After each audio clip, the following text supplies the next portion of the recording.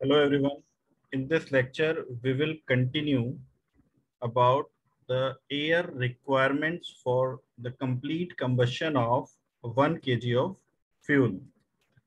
In the last lecture, we have discussed that the minimum theoretical or stoichiometric mass of air required for complete combustion of 1 kg of fuel. So, जितनी भी air की requirement होती है किसी भी fuel के complete combustion के लिए उसको 100/23 से मल्टीप्लाई कर देते हैं बिकॉज 100/23 किस हिसाब से आया because 23% of oxygen is available in atmospheric air और बाकी जो 77% है वो है नाइट्रोजन। तो 100/23 टाइम्स ऑफ ऑक्सीजन अगर कर देंगे तो एयर की रिक्वायरमेंट कितनी पड़ेगी 1 kg फ्यूल के कंप्लीट कंबस्शन के लिए वो हमारे पास आ जाएगा। लेकिन प्रॉब्लम क्या है, if theoretical or stoichiometric air is supplied, there will be no oxygen in the products of combustion. अब जितनी मिनिमम एयर की रिक्वायरमेंट है या थियोरेटिकल एयर की रिक्वायरमेंट है किसी भी फ्यूल के कंप्लीट कंबस्शन के लिए, अगर हम उतनी ही एयर सप्लाई करते हैं तो एयर में क्या है, नाइट्रोजन है और ऑक्सीजन है। नाइट्रोजन रिएक्शन में पार्ट लेती नहीं है, वो एज इट इज बाहर आ जाएगी। ऑक्सीजन कार्बन और हाइड्रोजन के साथ रिएक्शन करके CO2 और वाटर वेपर बना लेगी। तो इसका मतलब क्या होगा कि जो प्रोडक्ट्स ऑफ कंबस्शन बाहर निकलेंगे उसमें बिल्कुल भी ऑक्सीजन नहीं रहेगी। अगर सिर्फ उतनी ही ऑक्सीजन सप्लाई करेंगे, थ्योरेटिकल एयर जो हमने अभी कैलकुलेट की है, सिर्फ उतनी ही एयर अगर सप्लाई करेंगे तो जो प्रोडक्ट्स ऑफ कंबस्शन बाहर निकलेंगे उसमें सिर्फ नाइट्रोजन होगी, उसमें ऑक्सीजन नहीं होगी। क्योंकि ऑक्सीजन कार्बन और हाइड्रोजन या फिर अगर सल्फर भी फ्यूल में है तो इनके साथ में रिएक्शन करके CO2 वाटर वेपर या फिर सल्फर डाइऑक्साइड बना दे। ठीक है, इसका मतलब क्या हुआ कि whole of air supplied for combustion purpose does not come in contact with the fuel completely and as such portion of fuel में बी लेफ्ट अनबर्न्ड। जो कंबस्शन का प्रोसेस है जनरली जहां पे भी वो हो रहा है, जिस डिवाइस में भी वो हो रहा है, वो इतना फास्ट होता है कि जितनी एयर हम सप्लाई करते हैं, और क्योंकि क्लोज चैम्बर में भी होता है तो जितनी एयर हम सप्लाई करते हैं वो सारी की सारी, उसमें जितनी ऑक्सीजन है वो 1 kg फ्यूल को जलाने के लिए सफिशिएंट तो है। लेकिन कभी कभी ऐसा होता है कि वो सारी ऑक्सीजन उस फ्यूल के जो पार्टिकल्स हैं उनके कांटेक्ट में नहीं आ पाती। ऐसा इसलिए होता है क्योंकि जब कंबस्शन स्टार्ट होता है तो फ्यूल और ऑक्सीजन की रिएक्शन से कंबस्शन प्रोडक्ट्स बनने शुरू हो जाते हैं, CO2 वाटर वेपर और सल्फर डाइऑक्साइड। अब जैसे जैसे कंबस्शन होता रहेगा ऑक्सीजन की क्वांटिटी और फ्यूल की क्वांटिटी तो कम होती रहेगी और कंबस्शन प्रोडक्ट्स की क्वांटिटी बढ़ती रहेगी।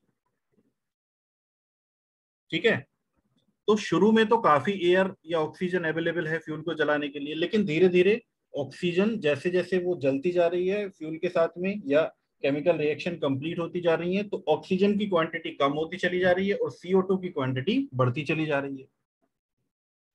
तो कंबस्शन के लास्ट में जाके ऐसा होता है कि कंबस्शन प्रोडक्ट्स की क्वांटिटी कंबस्शन चैम्बर के अंदर बहुत ज्यादा हो जाती है और फ्यूल और ऑक्सीजन की क्वांटिटी बहुत कम रह जाती है।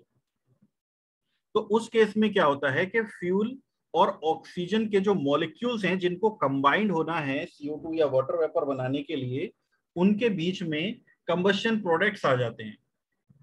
कार्बन डाइऑक्साइड गैस आ जाती है, वाटर वेपर आ जाते हैं, या अगर सल्फर है तो सल्फर डाइऑक्साइड आ जाती है, SO2 आ जाती है। जिस वजह से लास्ट में जो थोड़ा फ्यूल बचता है उसको ऑक्सीजन नहीं मिल पाती और वो फ्यूल बिना जले बाहर आ जाता है कंबस्शन चैम्बर से। क्योंकि कंबस्शन में टाइम बहुत कम दिया जाता है, ऐसा नहीं कि उसको बस 1 आध 2 घंटे के लिए छोड़ दिया कि सारा जल जाएगा। ठीक है, ऐसा नहीं होता है। जहां पे भी रिएक्शन कंबस्शन रिएक्शंस होती हैं वो काफी तेजी से करानी पड़ती है कि आगे के प्रोसेस जो है वो उसका वेट कर रहे होते हैं। तो बहुत ही मिनिमम टाइम मिलता है, फ्रैक्शन ऑफ मिली सेकेंड्स में ये कंबस्शन जो है वो कंप्लीट होना होता है। तो इस वजह से क्या होता है कि अगर हम सिर्फ उतनी ही ऑक्सीजन या उतनी ही एयर सप्लाई करते हैं जितनी के फ्यूल को कंबशन होने के लिए सफिशिएंट है, तो लास्ट टाइम पे क्या होता है कि फ्यूल और ऑक्सीजन के जो मॉलिक्यूल्स हैं वो कंबाइन नहीं हो पाते और फ्यूल का कुछ पोर्शन बिना जले ही रह जाता है। ठीक है, तो इस प्रॉब्लम को ओवरकम करने के लिए क्या करते हैं, in practice it is found that complete combustion is not likely to be achieved unless the amount of air supplied is somewhat greater than the theoretical air। मतलब क्या हुआ, देखो अब क्या हुआ कि जब कंबशन प्रोडक्ट्स की क्वांटिटी ज्यादा हो गई, एयर और फ्यूल के मॉलिक्यूल्स नहीं मिल पा रहे, तो उसका फ्यूल का कंप्लीट कंबशन कराने के लिए एक ही रास्ता है कि ऑक्सीजन की क्वांटिटी को थोड़ा ज्यादा भेजो। ऐसा ना हो भाई कि पूरी पूरी बच जाए तो कोई दिक्कत नहीं है ना। अगर ऑक्सीजन बच जाती है तो उससे प्रॉब्लम तो कुछ है नहीं। तो इसीलिए क्या ऑप्शन है इसका कि ऑक्सीजन की क्वांटिटी हम जितना पूरा, सपोज के 1 kg जो है कार्बन को जो रिक्वायरमेंट है ऑक्सीजन की वो 8/3 kg है, तो हम 8/3 kg ना भेज के हम उसमें 10/3 भेज सकते हैं या थोड़ा और ज्यादा भेज सकते हैं। जिससे क्या होगा कि ऑक्सीजन की क्वांटिटी ज्यादा होने से वो फ्यूल के लास्ट में जो मॉलिक्यूल्स बचेंगे उनको फाइंड करके उनके साथ रिएक्शन कर लेगी ऑक्सीजन। तो जनरली ये किया जाता है क्योंकि सफिशिएंट बिल्कुल पूरी पूरी ऑक्सीजन अगर हम भेजते हैं या पूरी पूरी एयर बिल्कुल क्वांटिटी सप्लाई करते हैं तो फ्यूल अनबर्न्ड रह जाता है। इसीलिए थोड़ी सी ज्यादा एयर भेजी जाती है जिसको बोलते हैं एक्सेस एयर। ठीक है, जिसको बोलते हैं excess air, to ensure the complete and rapid combustion some quantity of air in excess of theoretical air is supplied। इस प्रॉब्लम को ओवरकम करने के लिए और ये इंश्योर करने के लिए कि जो कंबशन है वो कंप्लीट हो जाए, पूरे का पूरा जो फ्यूल है वो जल जाए, थोड़ी सी ऑक्सीजन की या एयर की क्वांटिटी ज्यादा भेजी जाती है जितनी थ्योरेटिकल एयर की जरूरत थी। 8/3 kg अगर ऑक्सीजन की जरूरत थी तो उससे थोड़ी सी ज्यादा भेजी जाती है जिसको बोलते हैं एक्सेस एयर। ठीक है, अब इस एक्सेस एयर को लिखने के दो तरीके। ठीक है, क्या तरीके हैं वो, जैसे अगर किसी कंबशन रिएक्शन को कंप्लीट करने के लिए जितनी मिनिमम एयर की जरूरत है, जितनी मिनिमम एयर की जरूरत है, सपोज वन किसी फ्यूल के 1 kg के कंप्लीट कंबशन के लिए 10 kg एयर की जरूरत है, 10 kg, और हम 15 kg भेज रहे हैं, एक्सेस में भेजनी है ना थोड़ी ज्यादा। तो अगर 10 किलो की जरूरत थी और हम 15 किलो भेज रहे हैं तो इस 15 किलो को डिनोट करने के दो तरीके।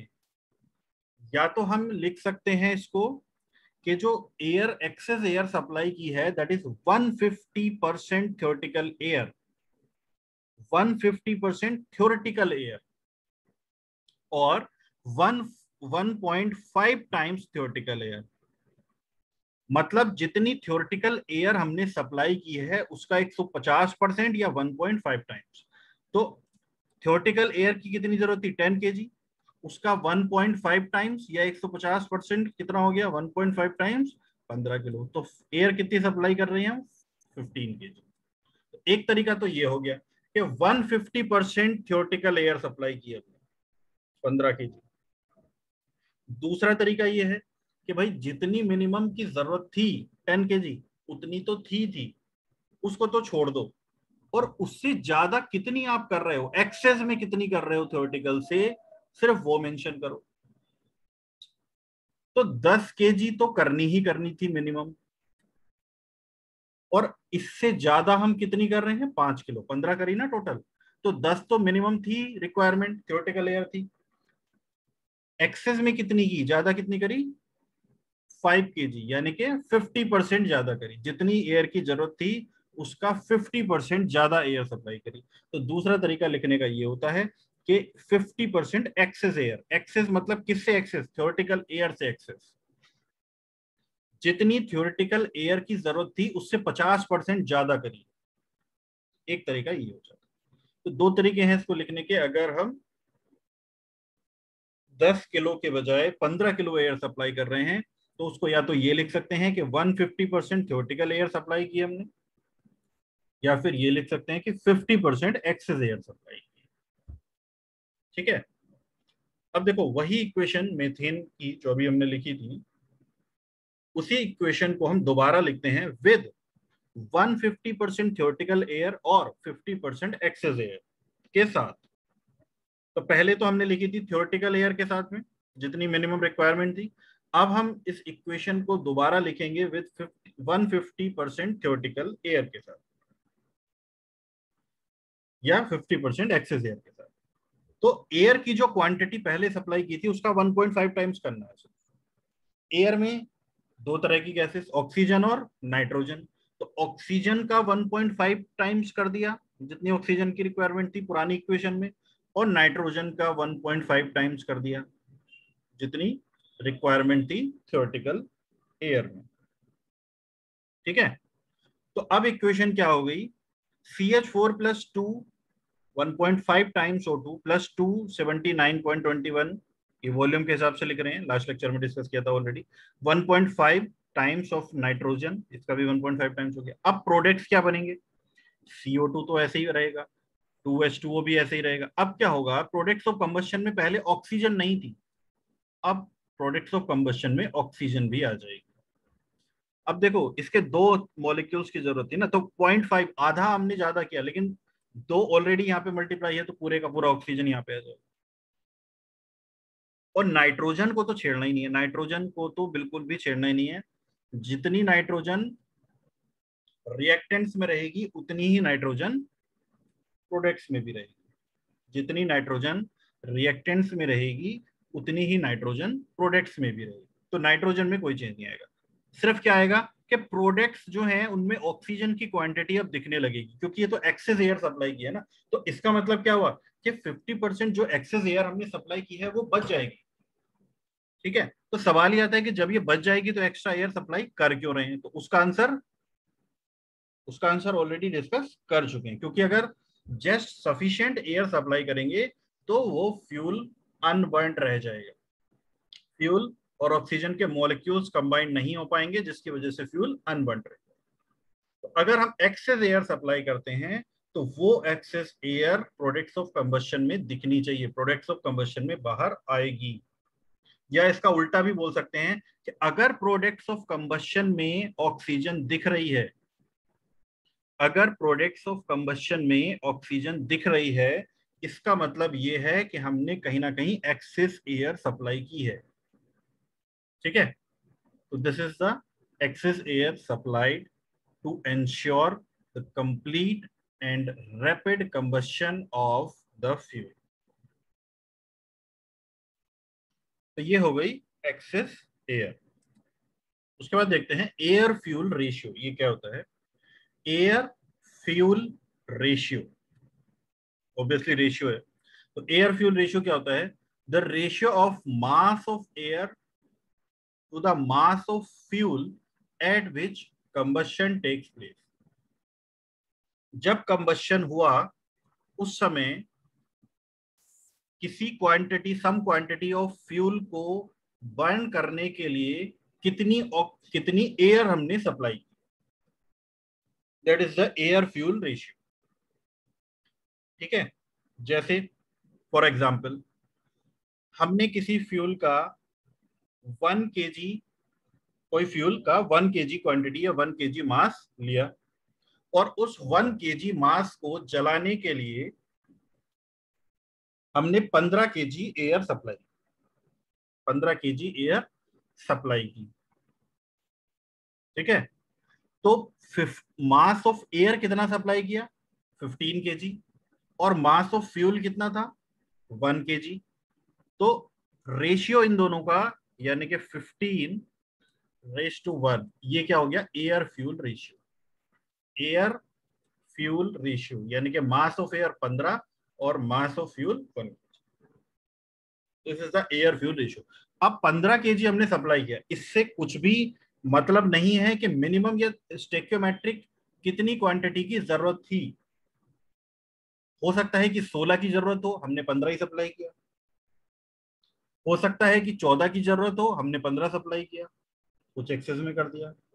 हो सकता है कि 15 की जरूरत हो। ठीक है, तो एयर फ्यूल रेशियो जितना भी है उससे ये पता नहीं लगेगा आपको कि एयर एक्सेस सप्लाई की है या कम की है या ज्यादा की है या उतनी ही की है।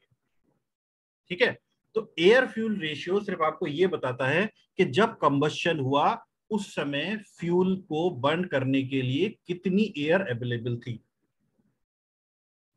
ज्यादा थी, कम थी, बच गई, उससे कोई मतलब नहीं। ठीक है, तो air fuel ratio is the ratio of mass of air to the mass of fuel at which combustion takes place.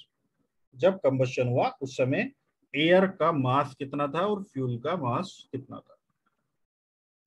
एक टर्म और होती है फ्यूल एयर रेशियो, कभी कभी इसको पलट के भी यूज किया जाता है कुछ नहीं, सेम चीज है, बस इसका रेसिप्रोकल हो गया है। तो एयर फ्यूल रेशियो में mass, ratio of mass of air to the mass of fuel, और फ्यूल एयर रेशियो में फ्यूल ऊपर आ जाएगा और एयर नीचे चली जाएगी, तो ये हो जाएगा the ratio of mass of fuel to the mass of air at which combustion takes place. तो है वही 15:1 को 1:15 कर दिया है fuel ratio. Fuel air ratio में एयर फ्यूल रेशियो 15:1 था, तो फ्यूल एयर रेशियो इसका रेसिप्रोकल उल्टा हो जाएगा, 1/15 हो जाएगा फ्यूल एयर रेशियो।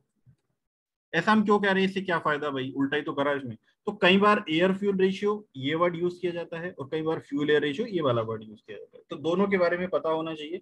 ऐसा ना हो कि कुछ भी फ्यूल एयर रेशियो बोल दिया और उसको भी आपने 15 ले लिया।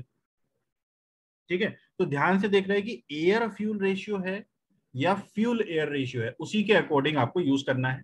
और इसको पहचानने का एक आसान तरीका है, एयर का जो मास होगा वो फ्यूल से कहीं ज्यादा होगा, हमेशा ज्यादा होगा, ऐसा कभी हो ही नहीं सकेगा।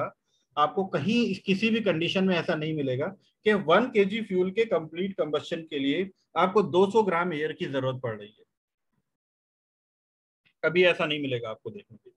तो इसको पहचानने का आसान सा तरीका है कि मास ऑफ एयर जो होगा वो फ्यूल के कंपैरिजन में काफी ज्यादा होगा, काफी ज्यादा होगा। ठीक है, एटलीस्ट कम से कम भी होगा ना तो 4 टाइम्स तो होगा ही होगा, मिनिमम से मिनिमम भी अगर होगा तो 4 टाइम्स तो होगा ही होगा एयर का मास कंपेयर टू द फ्यूल का मास। तो एयर का मास ज्यादा होगा और फ्यूल का मास कम होगा, तो अगर एयर फ्यूल रेशियो है तो न्यूमरेटर में ज्यादा आएगा और डिनोमिनेटर में कम आएगा, फ्यूल एयर रेशियो है तो न्यूमरेटर में कम आएगा और डिनोमिनेटर में ज्यादा आएगा। ये हो गया एयर फ्यूल रेशियो और फ्यूल एयर रेशियो। अब ये जो चाहे एयर फ्यूल रेशियो कह लो या फ्यूल एयर रेशियो कह लो, ये जो है वो 3 तरह का होगा। 3 तरह का होगा। 3 तरह का मतलब कि अगर किसी फ्यूल के कंप्लीट 1 kg फ्यूल के कंप्लीट कंबशन के लिए 15 kg एयर की जरूरत है, 15 kg एयर की जरूरत है। ये कौन सी एयर हम बोल रहे हैं, थ्योरेटिकल और स्टेक्योमेट्रिक एयर। तो अगर किसी फ्यूल के कंप्लीट कंबशन के लिए 1 kg फ्यूल के कंप्लीट कंबशन के लिए 15 kg थ्योरेटिकल और स्टेक्योमेट्रिक एयर की जरूरत है और हम उतना ही सप्लाई कर रहे हैं उसको, 15 kg एयर की जरूरत है और 15 kg ही हमने सप्लाई किया, तो एयर का मास कितना हो गया 15 kg, फ्यूल का मास कितना था 1 kg, एयर फ्यूल रेशियो कितना हुआ 15:1। एयर फ्यूल रेशियो, एयर का ज्यादा फ्यूल का कम, 15:1, 15:1 हुआ। जरूरत कितनी थी 1 kg के लिए, 15 की ही जरूरत थी। तो ये इस तरह का जो एयर फ्यूल रेशियो होगा जिसमें जितनी जरूरत है उतना ही सप्लाई करेंगे, उस तरह के एयर फ्यूल रेशियो को बोलेंगे स्टेक्योमेट्रिक एयर फ्यूल रेशियो। या फिर जो मिक्सचर बनेगा उन दोनों को मिला के, 15 किलो एयर है और 1 किलो 1 kg का फ्यूल है, तो टोटल मिक्सचर कितना हो गया 16 kg। तो ये जो 16 किलो का मिक्सचर है, इस मिक्सचर को हम बोलेंगे स्टेक्योमेट्रिक मिक्सचर, या जो एयर फ्यूल रेशियो है उसको बोलेंगे स्टेक्योमेट्रिक एयर फ्यूल रेशियो, जिसमें हमने थ्योरेटिकल या थ्योरेटिकल और थ्योरेटिकल और स्टेक्योमेट्रिक एयर सप्लाई की है, थ्योरेटिकल और स्टेक्योमेट्रिक एयर सप्लाई की है कंप्लीट कंबशन। ठीक है, अगर हमने अगर किसी फ्यूल के कंप्लीट कंबशन के लिए 1 kg के लिए 15 kg एयर की जरूरत थी, 15 kg एयर की रिक्वायरमेंट थी, और हमने 14 kg सप्लाई किया या 13 kg सप्लाई किया, तो एयर फ्यूल रेशियो कितना हो गया? 13:1। मिक्सचर कितना हो गया? 13 एयर का और 1 फ्यूल का, 14 kg। मिक्सचर जो हो गया वो 14 kg हो गया। एयर फ्यूल रेशियो 13:1 हो गया। इस तरह के एयर फ्यूल रेशियो को, जिसमें जितनी एयर की जरूरत थी, मिनिमम थ्योरेटिकल एयर की जरूरत थी, उससे कम सप्लाई किया है, इस तरह के मिक्सचर को बोलेंगे रिच मिक्सचर। इस तरह के मिक्सचर को बोलेंगे रिच मिक्सचर। रिच मिक्सचर क्यों बोल रहे हैं? क्योंकि यहाँ पे फ्यूल की क्वांटिटी ज्यादा है, फ्यूल रिच मिक्सचर है। रिच मिक्सचर का मतलब होता है फ्यूल रिच मिक्सचर, फ्यूल की क्वांटिटी ज्यादा है। भाई किसी के पास पैसा ज्यादा होता है तो उसको रिच बोल देते हैं ना, तो इस तरह के मिक्सचर के पास फ्यूल ज्यादा है, तो इसलिए इसको बोल रहे हैं रिच मिक्सचर। तो रिच मिक्सचर कौन सा होगा? जिसमें लेस एयर देन स्टेक्योमेट्रिक। स्टेक्योमेट्रिक एयर जितनी चाहिए थी उससे लेस एयर अगर होगी, तो उस तरह के मिक्सचर को बोलेंगे रिच मिक्सचर। उस तरह के मिक्सचर को क्या बोलेंगे? रिच मिक्सचर बोलेंगे, because of the fuel quantity is rich. Fuel is in rich quantity. उसके अपोजिट, अगर किसी फ्यूल के कंप्लीट कंबशन के लिए 15 kg स्टेक्योमेट्रिक एयर चाहिए और हम 15 से ज्यादा सप्लाई कर रहे हैं, 16 या 17 या 18 kg सप्लाई कर रहे हैं, अगर 17 kg सप्लाई कर रहे हैं, तो एयर फ्यूल रेशियो कितना हो जाएगा? मास of air 17, mass of fuel 1, 17:1 हो गया एयर फ्यूल रेशियो। मिक्सचर 17 और एक 18 kg, मिक्सचर हो गया 18 kg का।